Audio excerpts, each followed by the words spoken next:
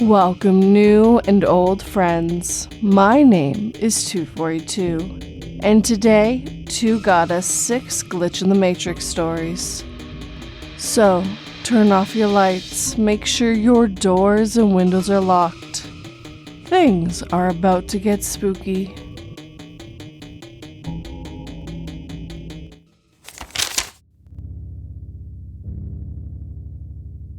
Some nights I peered out my window and noticed strange smudged handprints on the outside of my window.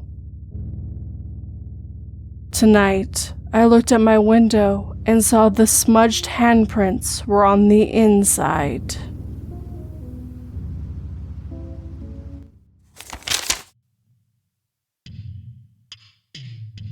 Reappearing Glasses by matua-kween.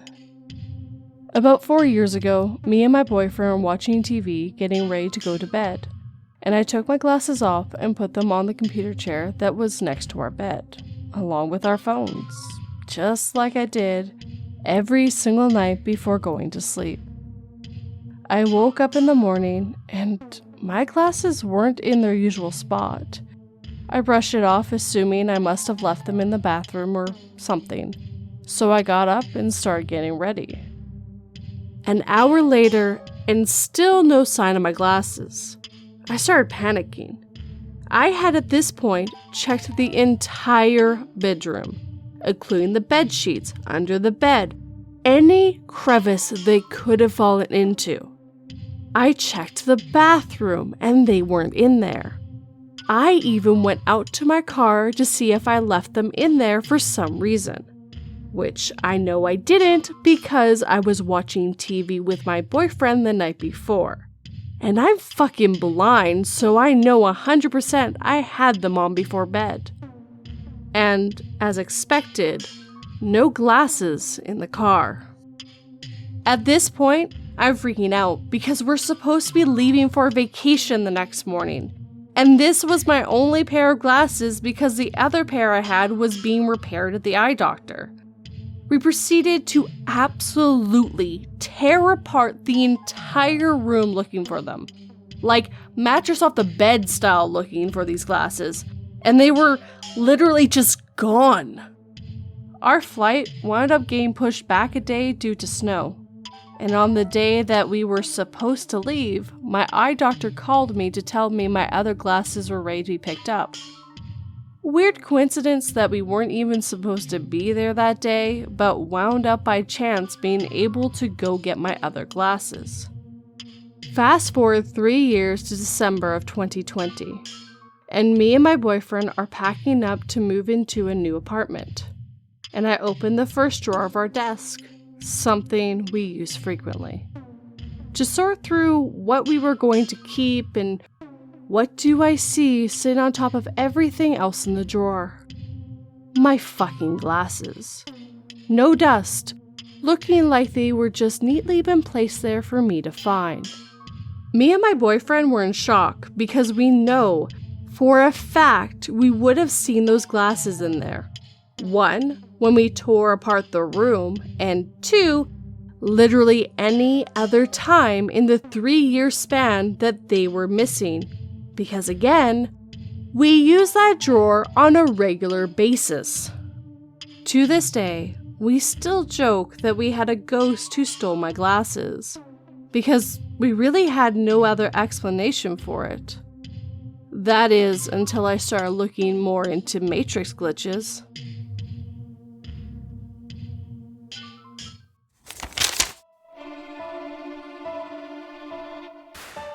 My friends and I decided to play on a Ouija board in my house after discovering it was haunted, and it kept telling me to look behind me. I couldn't understand what it was trying to tell me until I realized I was the only one of my friends to have a reflection in the mirror.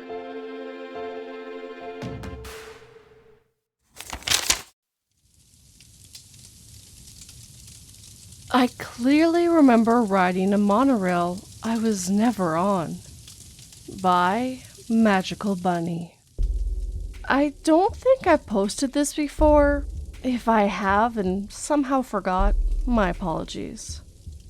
Boring, relevant info first. I was born in New South Wales, Australia. The capital is Sydney, and my hometown for the first 2 years of my life was only a few hours' drive north of Sydney. At the age of 2, my family left New South Wales and moved even further north up to Queensland, putting us many hours in the opposite direction of Sydney, about 18 hours by car. Fast forward to 2013, and I meet a guy in Sydney online, and we start dating. He visits me the first lot of times, and then I went down there to see him. He decides to show me around the markets and other areas. Now, I've never been to Sydney that I could remember, but suddenly assumed I must have been because I remember pretty much everything. The streets, the markets, roads, I remember it all. I also remember riding the monorail, which opened in 1988 and decommissioned in early 2013. Growing up, I always remember the experience and my sister being with me while I was on it. It was such a clear memory, I never thought to inquire as to whether it actually happened. When I got back home, I told my mom about seeing everything again and remember riding the monorail and how it was no longer operating. My mom looked at me strangely and told me that she had never taken me to Sydney at all, and that while my family lived in New South Wales and moved to Queensland when I was 2, there'd never been a trip to Sydney. To this day, I have no idea how I knew my way around Sydney, or how come I remember riding the monorail with my sister when my family says it never happened. Bonus weirdness. To add to the weirdness, the guy I was dating was quite bizarre, and I ended up believing he was a spy. He had claimed to go by one name and to work in a particular place. Turns out, he never worked there despite regularly chatting to me about his workplace and the people there in an animated way as if he had. He also claimed to be a school teacher under another name, and at one stage, years after he'd broken up, he appeared as a suggested friend on Facebook under yet another name, before that profile quickly disappeared. He also took regular private flights somewhere with people he claimed had offered him money to play poker, despite the fact he wasn't actually much of a poker player. Yeah, strange.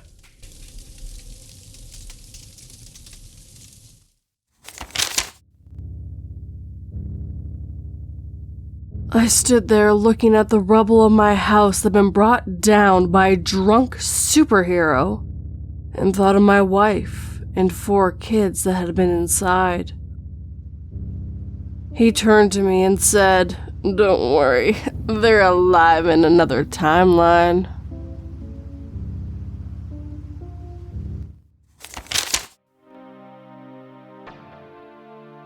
I've talked to a man I didn't know. The thing is, he wasn't alive.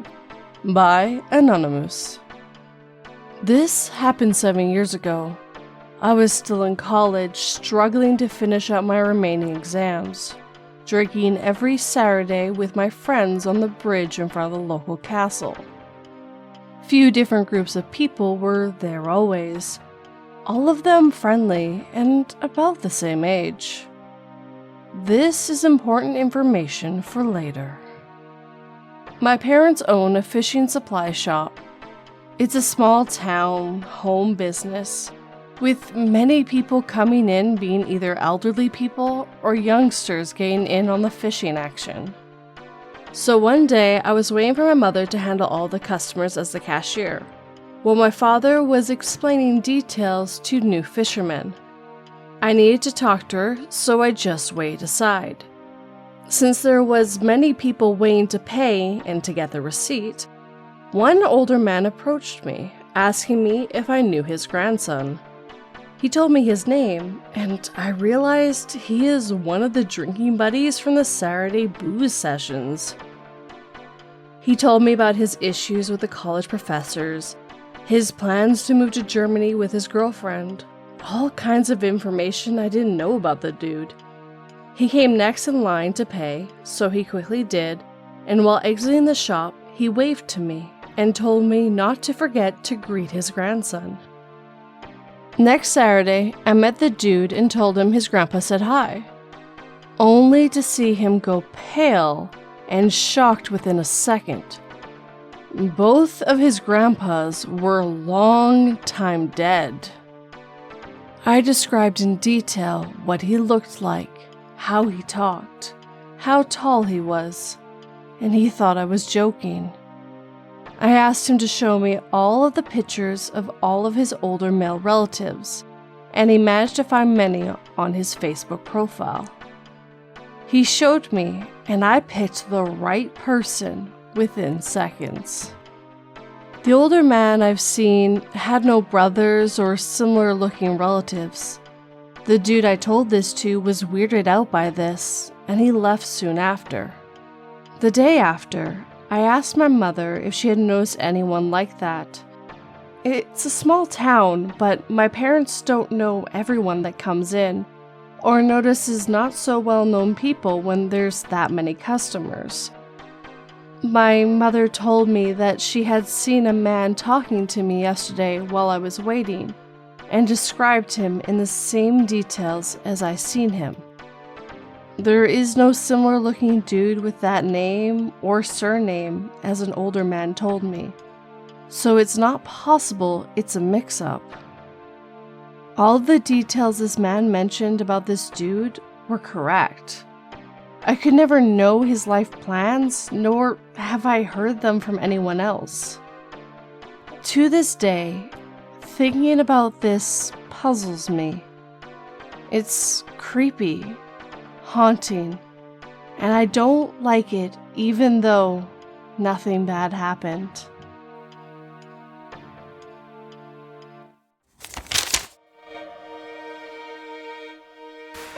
As a kid, I would pretend that someone was chasing the car when we drove home at night. It wasn't until my mom started crying and driving faster that I realized I may not have been imagining it.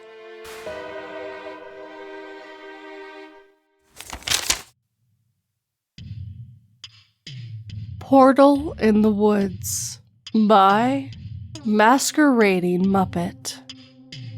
Hi, I'd like to ask if anyone else has had an experience like this. I've had a handful of weird things happen in the woods in the years I've been camping. This one and one other experience have both stuck with me a lot. So this happened in September 2017 in the Kettle Moraine State Forest in southeast Wisconsin. Two friends and I decided to do a last-minute camping trip before the end of summer and classes getting into the full swing. I was going into my grad school year and my two friends were going to be seniors. None of us had been drinking when this happened. We set up camp and decided to go for a hike along the Ice Age trail that ran next to the campgrounds before it got too dark. We didn't leave with a specific plan in mind, but found a loop trail and continued on that. This section of woods had trails that were on top of a ridge, so there were steep drop-offs on either side. Not like you die if you fell, but pretty steep 20-foot hill drop more like, so you really can't go off trail. So the trail is probably 4 to 5 miles, and by this point we're going on our last mile, and the sun is setting. We didn't realize we'd take this long, so none of us had our headlamps with us. But that's fine, since we guesstimate we only have about another mile left or so. We round a small corner, and the trail ahead has a tree arching from either side of the path overhead, creating a doorway almost. That wouldn't be a big deal, except for the fact that the area of this doorway was shimmering. almost like when you drop a stone into water and it ripples and sloshes a bit. We all stopped, and one of us said something along the lines of, "Am I dehydrated, or does that look weird?" And that's the best way I can describe it, at least. We all saw it, but there was no turning back at this point. We only had maybe 30 minutes of daylight left, and couldn't go around and couldn't turn back. Finally, one of us, I think it was me, but I can't recall for certain, stuck our arm through. Nothing happened. It still looked the same, shimmering like water or heat off the back top on a hot day. We all walked through and we're all fine, seemingly. We joked for a few weeks/days that we stepped into an alternate universe. I'm only friends with one of the friends now, and a few years later, I brought it up to her, and she just said she didn't want to think about it. It didn't impact me that way. I just thought/still think it was odd. Anyway, I've heard of stairs in the woods, but we can't be the only ones to encounter a portal in the woods.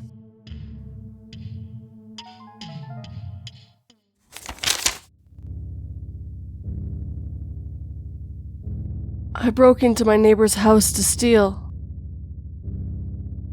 But upon entering his bedroom, I discovered hundreds of pictures of myself taped on the wall.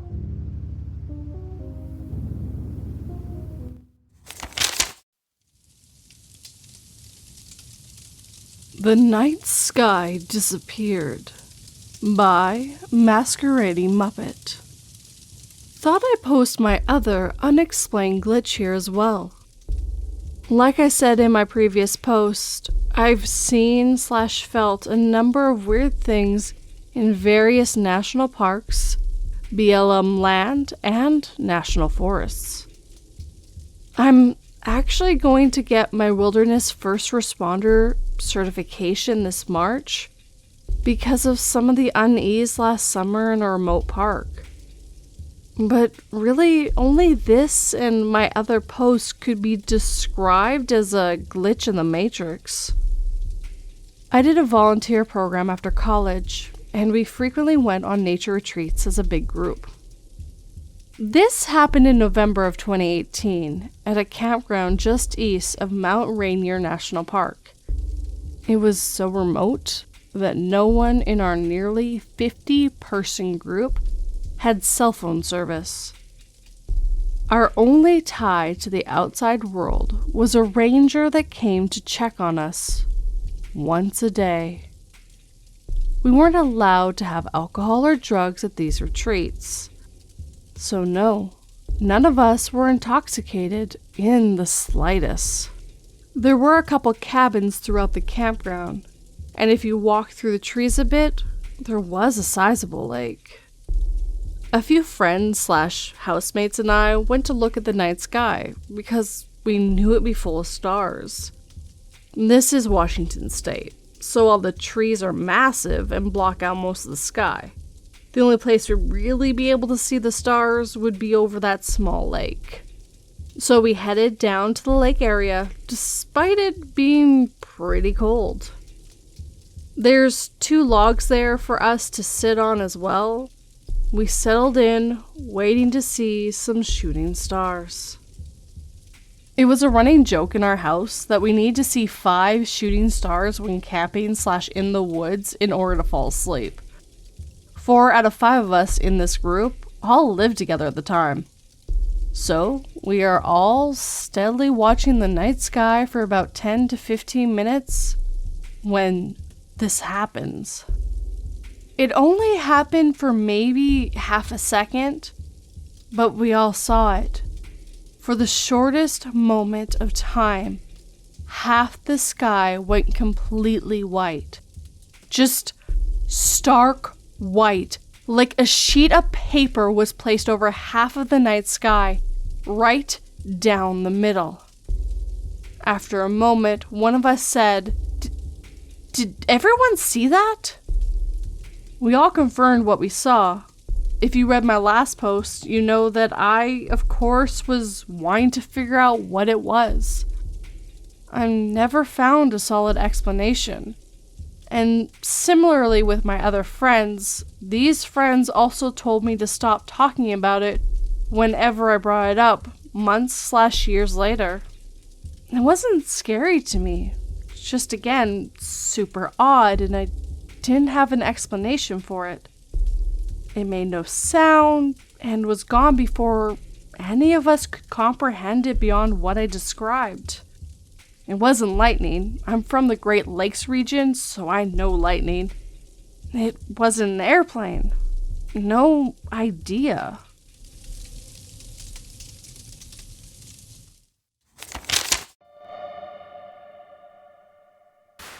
Being able to see for the first time, I looked to what seemed to be my hands. I was so happy until the doctor walked in and told me he was sorry the procedure didn't work.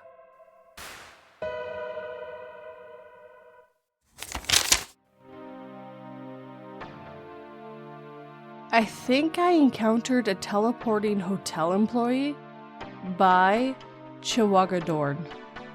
This happened when my cousin and I were teenagers, probably around 15 and 16 respectively. Many members of my family were staying overnight at a hotel after the wedding of another family member. My cousin actually thinks it was for a different person's wedding, but that detail doesn't change the story. I was not one of the people staying the night at the hotel, but I had some time to hang out and have fun with my cousin before my parents came to pick me up. We didn't have a lot to do, and we tend to be kind of mischievous when we hung out together. Never did anything crazy, just average dumb kid shenanigans. So essentially, we decided to walk/run around different areas of the hotel, explore, getting snacks, etc. My cousin remembers us knocking on doors to random rooms and running away. At one point, we noticed a middle-aged man in the same hall as us, who was wearing nondescript clothing and had on a tool belt. We tried to act natural as soon as we spotted him, but I'm sure we weren't very convincing. From this point, every time we turned a corner and checked behind us, this man would be following us. He never yelled at us or said anything, and he never moved at a pace faster than the average walking speed. But it was extremely clear that he was following wherever we tried to go. It freaked us out a lot because we obviously didn't want to get in trouble. Plus, the dude just had a weird energy with his silent, casual walk.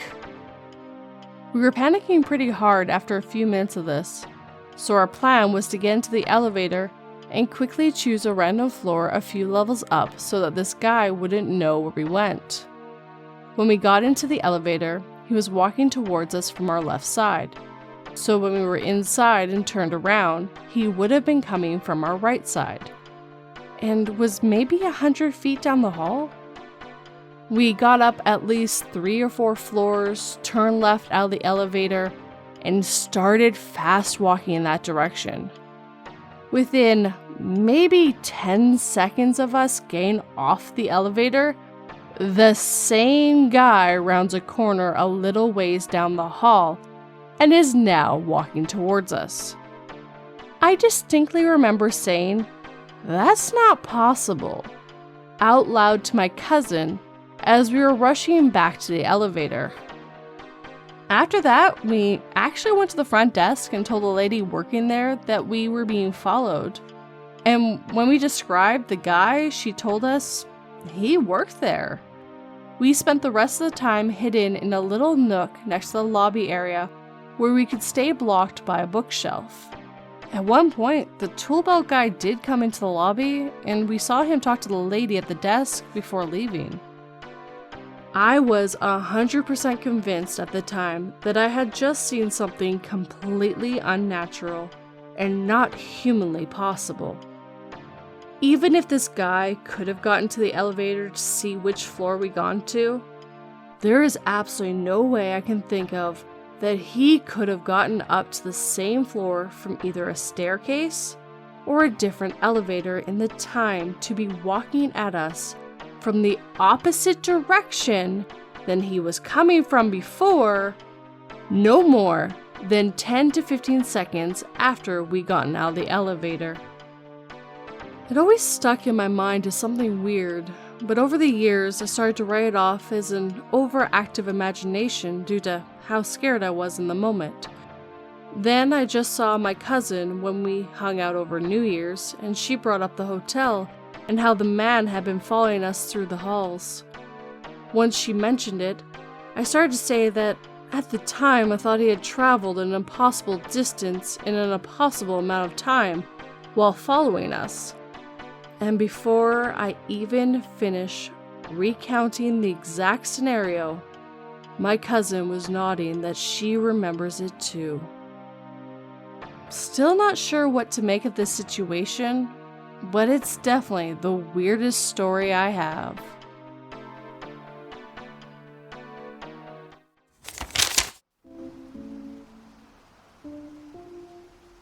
As I hold his lifeless body, wondering what I'd ever do without my twin, I hear a voice behind me. See, honey, now nothing will ever stand in the way of our love.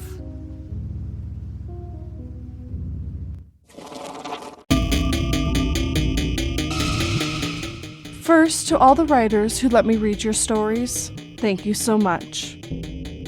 Now to the listeners, if you enjoyed this video, hit that like button and make sure it feels it. If you're new, subscribe and turn that pretty little bell to all notifications. If you'd like to help this YouTube channel /podcast, share it with anyone who might enjoy it. If you'd like to help in other ways, I do have a Patreon, merch, and PayPal. And of course, I would love a comment, but I gotta get you that Sunday word first. On screen right now is last week's entries. Thank you everyone who wrote using preparation. Now, on to this week's word. This week's word is deprivation, which means the lack or denial of something considered to be necessary.